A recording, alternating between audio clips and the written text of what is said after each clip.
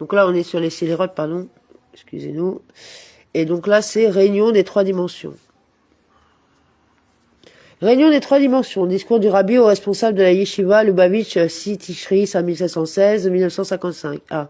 Mon beau-père, le Rabbi, commença une fois une réunion chassidique en affirmant que dès lors que 10 juifs se rassemblent, la présence divine se révèle. Or, Dieu est partout, et quel est donc l'apport de ces 10 personnes? L'explication est la suivante. Leur réunion fait que la présence de Dieu soit beaucoup plus évidente. Dès lors, un cœur juif peut se mettre en éveil bien plus aisément.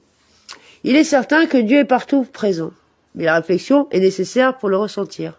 Il faut se dire que Dieu a créé le monde et le dirige.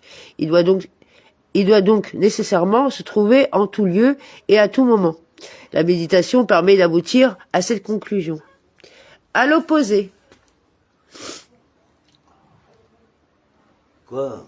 quand 10 juifs sont présents,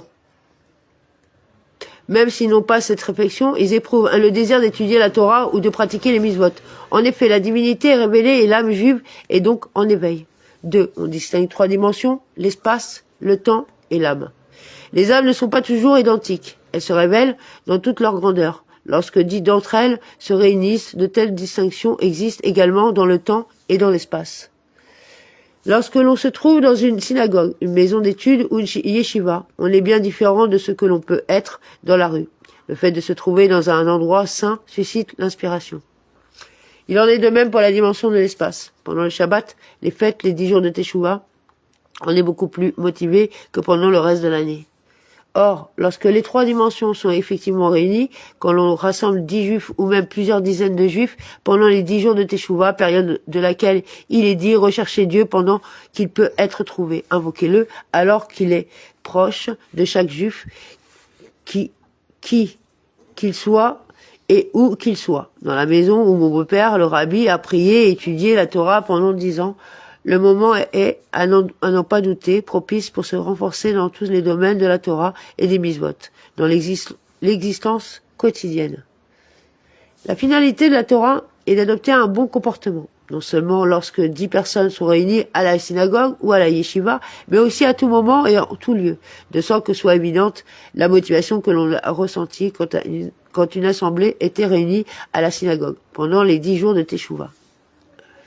Comment adopter tout au long de l'année le comportement qui convient? Alors les 10 jours de Teshuvah apportent la force et la détermination pour cela. Dès lors, il est possible d'avoir l'attitude qui convient et d'être proche de Dieu tout au long de l'année. Le Tout-Puissant est le Maître unique et véritable du monde entier. Et il est dit que si tu conformes ta volonté à la sienne, il conformera sa volonté à la tienne. Il satisfera donc tous les besoins spirituels et matériels. 3. Ce qui vient d'être dit nous permettra de comprendre le lien entre le contenu de Yom Kippour et la prière que le grand prêtre prononçait tout de suite après son service. Yom Kippour est le jour le plus saint de l'année. L'âme est alors beaucoup plus en éveil que les autres jours et l'on passe la majeure partie de la journée dans une synagogue, en un endroit sacré. Combien plus en était-il ainsi à l'époque du Temple, quand le grand prêtre entrait dans le Saint des Saints. Or, tout de suite, après son service, il adressait une courte prière à Dieu, afin qu'il assure la subsistance matérielle des Juifs. Lorsque les Juifs sont liés à Dieu et proches de lui, ils peuvent obtenir la satisfaction de tous leurs besoins, sans avoir besoin de multiplier les requêtes et en formulant uniquement une courte prière. Dès lors, chacun peut gagner sa vie. Bien plus, le faire de manière honorable, car c'est bien ainsi que l'on satisfait ses besoins, y compris au sens physique, comme le précise la courte prière du grand prêtre. 4. Je vous souhaite beaucoup de succès dans vos préoccupations personnelles et une grande réussite dans votre action au profit de la yeshiva. De la sorte, la yeshiva Lubavitch pourra ouvrir largement ses portes et accueillir un grand nombre d'élèves, qui deviendront ensuite des dirigeants communautaires propageant la divinité dans le monde. De la sorte, nous serons définitivement scellés pour une bonne année au sein de tout le peuple d'Israël. Amen. Voilà, alors, la limite entre ce que dit le rabbi dans cette lettre et ce qui est expliqué ici, dans le sens que les Lubavitch ne seraient qu'un mouvement du judaïsme et qu'ils seraient voués à s'intégrer à celui-ci, et la réalité qui est en fin de compte que le mouvement Lubavitch serait plus assimilé à une secte qu'à un mouvement religieux. La limite étant faible, je vous conseille de réétudier et de réécouter cette lecture pour vous faire une idée un peu plus profonde et précise. Car dans les termes employés, il y a un sens, on va dire caché, du moins légèrement, parce que la vérité, quand elle brille, elle peut pas se cacher, du fait qu'elle brille. Donc en fin de compte, la perversion des lois toraniques,